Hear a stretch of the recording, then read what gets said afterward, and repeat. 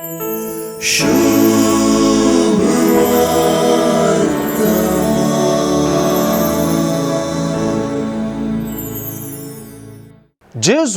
शास्त्रींक चरित्रेची पानां उक्ती करून तांच्या पुर्वजांनी देवाच्या प्रवाद्यांक दाखयलेली प्रतिक्रिया विवरिता. तेच परी ते कशे तांच्या पुर्वजांच्या अपराधांत वांटेली म्हणी स्पष्ट करता.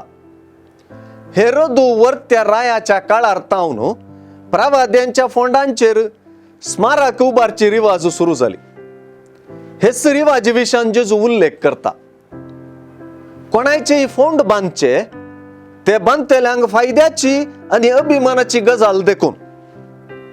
पूण जेजू पुर्वजांनी लगाड काडिल्ल्या प्रवाद्यांचे फोंड बांदून स्मारक उबारलेल्यांक लोकांच्या मुखेल्यांक कांय फायदो ना, बगार ते तांच्या पुर्वजांची कृत्यां उखल धरतात म्हणून तीक्ष्णपणी उलयता. इतिहासाच्या दुसऱ्या पुस्तकांत याजक जेहोयादाच्या पुता जेकारियाक सर्वेस्पराच्या मंदिराच्या आंगणांत फातरावन जिवेशी मारलो म्हणले विशीं उल्लेख आसा. जेजू हीच गजाल उल्लेख करून आबेला तावन जाकारी पर्यंत वारयलेल्या प्रवाद्यांच्या रक्ता विशीं उलयता.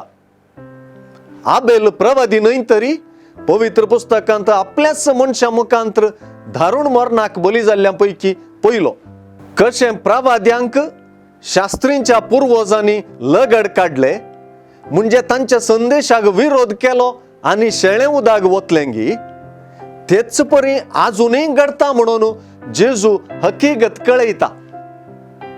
जेजूक उपराटी सावालां घालन ताच्याच उलोवण्यांत ताका सांपडावन घालूंक कांयपुनी मेळटा गे म्हणून तांणी 5 मनशांत जेजूची उतरां रुजू जातात आनी तो प्रवादी म्हणूनय रुजू जाता.